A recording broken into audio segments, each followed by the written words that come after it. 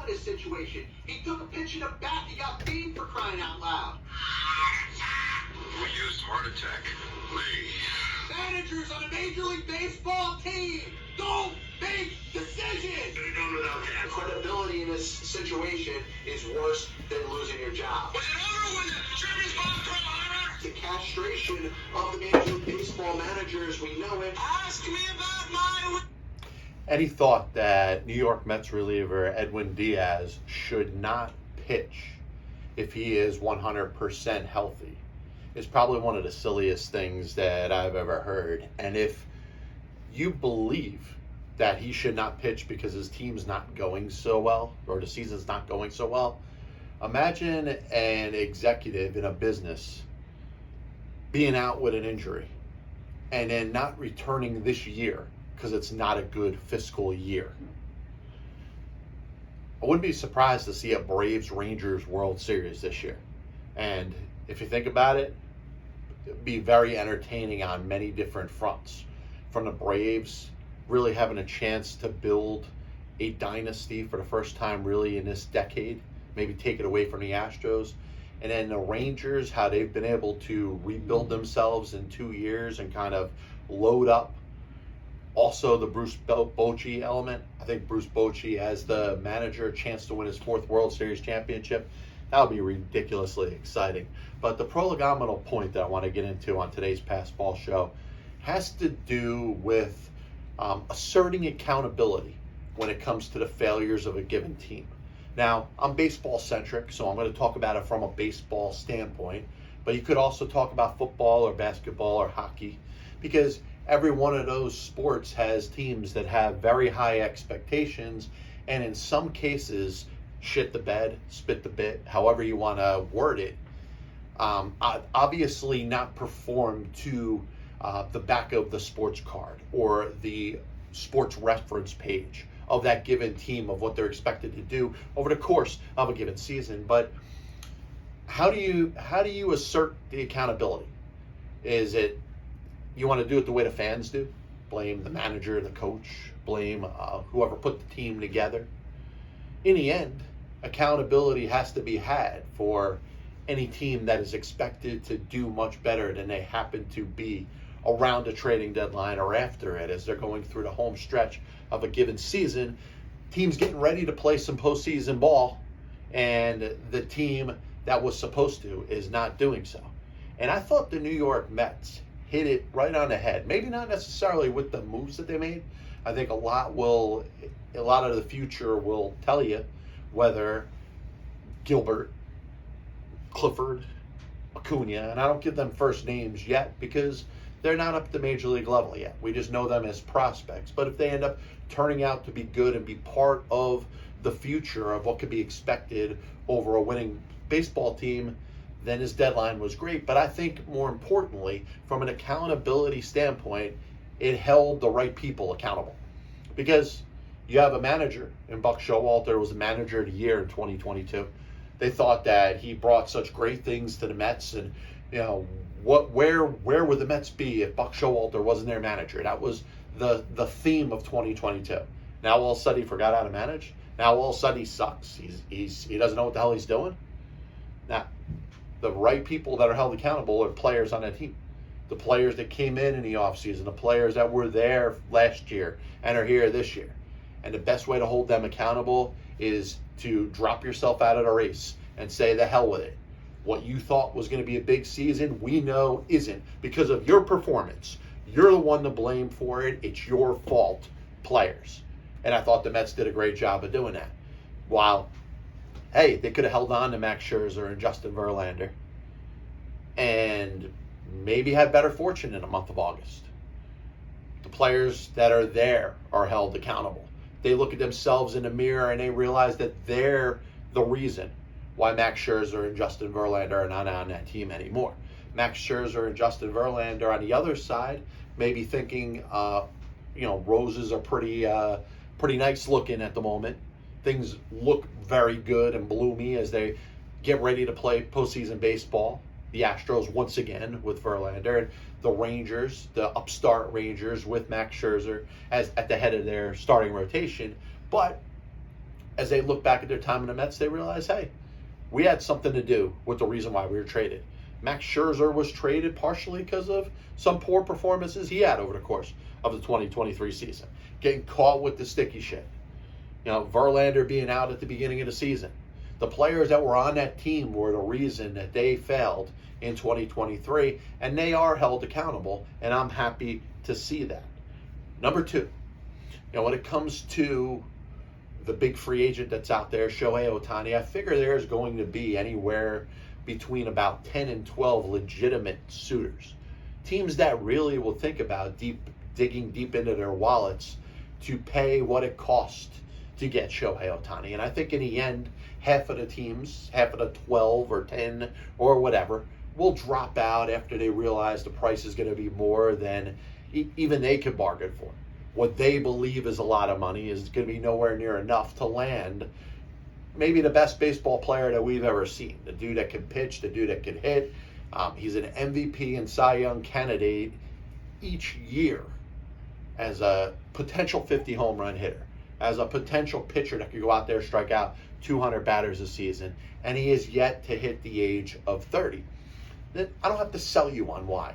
This might be one of the best free agents, maybe the best free agent in the history of baseball free agency. But I think about it because it's going to take a team that has very deep pockets. And you'll wonder, is Shohei Ohtani's interest in staying on the West Coast enough to give up $100 million or more dollars? Because that's what I think the Mets are going to be able to offer.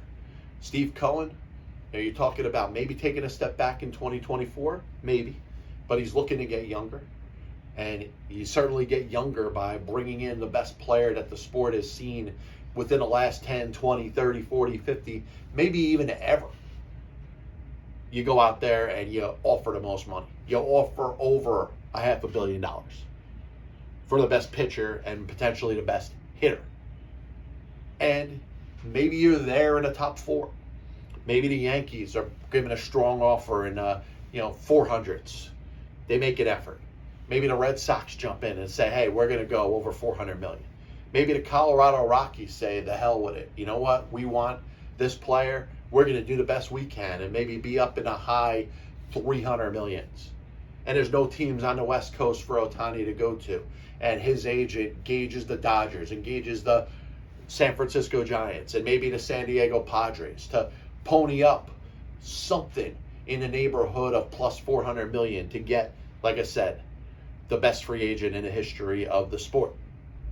And he has to make that decision, whether he wants to stay on the West Coast that much, and is it worth it to him to maybe make the biggest succession or concession in a history of sports contracts, to leave more than $100 million on the table, which I believe the New York Mets are going to go out there and be able to offer. And I think they could also bring in Yoshinobu Yamamoto, as this freaking dog's barking. Add him to a rotation with Kodai Senga, and have 3 Japanese pitchers in the same rotation, probably with the same amount of rest that they need to pitch once a week. I think that's a good path going forward if you're looking to rebuild the ball club. So number 3, I had to jump in with a little bit of a take on the latest with James Harden. And I know you can listen to watch your ESPN or your national shows and get enough takes on him. I mean, you know, if you watch the PBS at all, my thoughts on him. I think James Harden's a good player. He's a Hall of Fame type of player. I think he's going to be in the Basketball Hall of Fame. He at his best, he was a pure scorer. Maybe not necessarily at the age he's at right now, but I think he believes, and some people are in the same category too, he believes he's a lot better and more valuable than he is. James Harden doesn't have a track record for winning. He has never helped make a team that he's been on better, including the Philadelphia 76ers of last year, including the Brooklyn Nets of a couple of years ago, including those great Houston Rocket teams. Now, has he earned the right to be traded to where he wants to? I don't know. I mean, he may have a chance to sit through this year. If he decides he's not going to play for the Philadelphia 76ers, he could do a Ben Simmons and not play the entire season and then hit free agency in stride next year. Well, hopefully he can get his contract voided, because if there is no more of a malpractice in regards to the responsibility of an individual, you signed a contract to play basketball and you're choosing not to play basketball, you shouldn't get paid. Like Ben Simmons should not have got paid anything for his choice to not play just because he didn't like the fact that Joel Embiid made fun of him because he took the ball to the basket and instead of putting it in the basket, he passed it. He looked like a freaking moron, but I digress. James Harden is going to look back at this decision to not play with this group. Now, is it financially motivated? Of course. He wanted that max contract. Every top player in the NBA wants to get paid that max money. And if you look at what Anthony Davis is making with the Los Angeles Lakers, the thought is that every player that is that type of player or thinks that they're type of player should be getting paid that kind of money. And in James Harden's mind, he made a concession for that 2-year deal. Instead of getting paid the max money, that the 76ers are going to build a better team around them and they didn't get as far as they needed to in the postseason. But part of it was on him. Part of it was on James Harden maybe thinking a little bit too much. And instead of being a dynamic scorer that could go out there and score 30, 40, 50 on a given night, he tried to be a facilitator. He tried to be things that he is not. He's a guy that takes a lot of shots, hoping that a lot of them goes in, and when he doesn't have a shot, he barrels himself in like a bull with the ball and draws a foul and goes to the foul line. That's the way he plays basketball. And if he's not going to do the things that have gotten him to the level of echelon that he's at right now, he is no help to his team. So as we move into today's Saving Sports History segment, I got to be honest, there's not a lot in regards to saving sports history to talk about today. But if you go back to the year of 1950, Ezzard Charles, probably one of the more underrated heavyweight champions in the history of the sport, was not a dominant champion.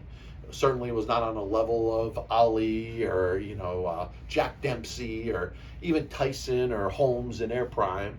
But Ezzard Charles was a very strong fighter, a very good champion that he held for about a year or two.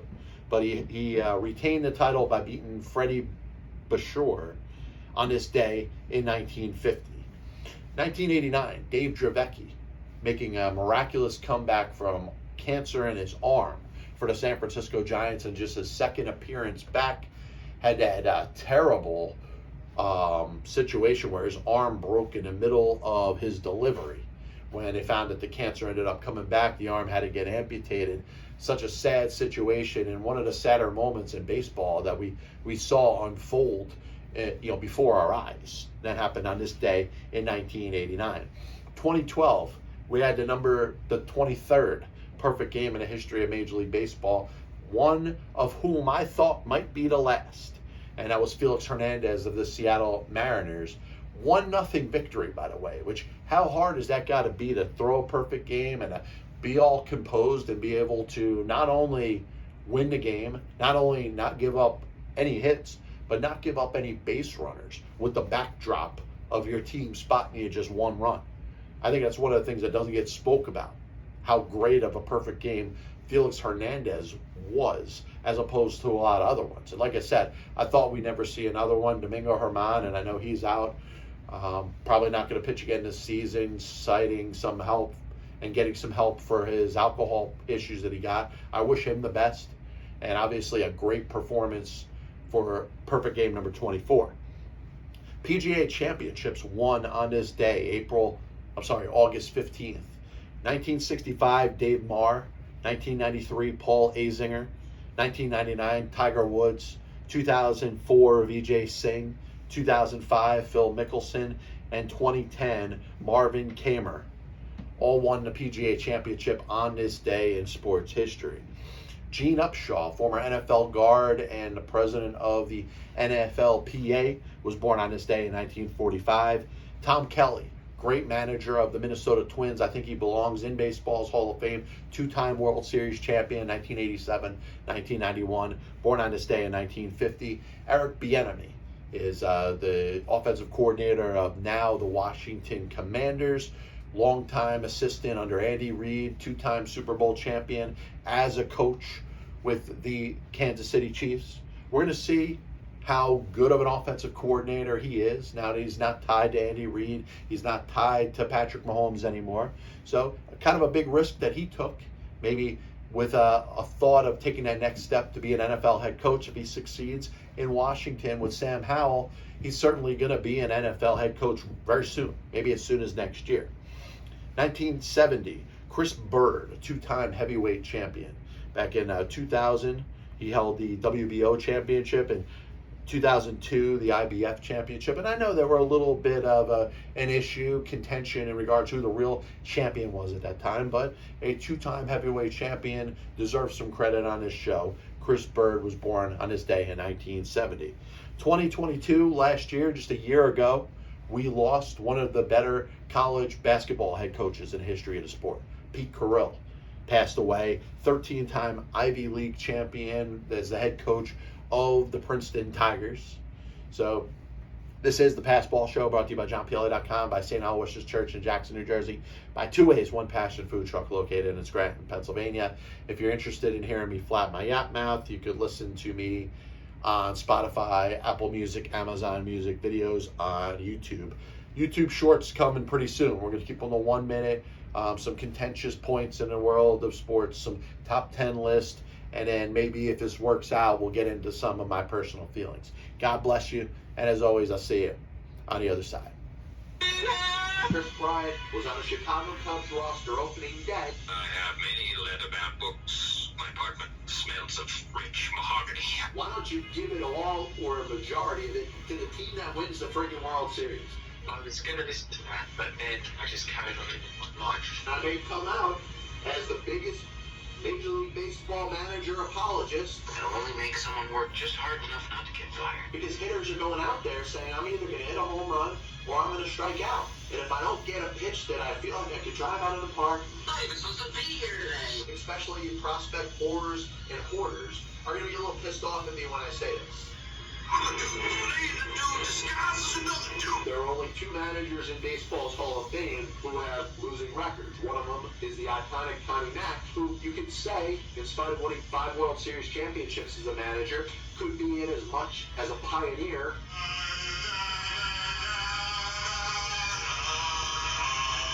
And what side of the spectrum they're on? Were they pitching? Were they batting? If your favorite team was pitching and a ball got inside and hit a batter, there's no way that could have been on purpose. But if you were a fan of the team that was batting and the ball got inside and hit somebody or went behind somebody's head, absolutely 100% unequivocally that pitcher was throwing at. They put their tail between their legs and decided they're going to do exactly what they're told. You damn well right better give him a contract extension. You damn well right better make him the manager over the next series of years. 35 years ago, I could have loaned your parents the money for an abortion.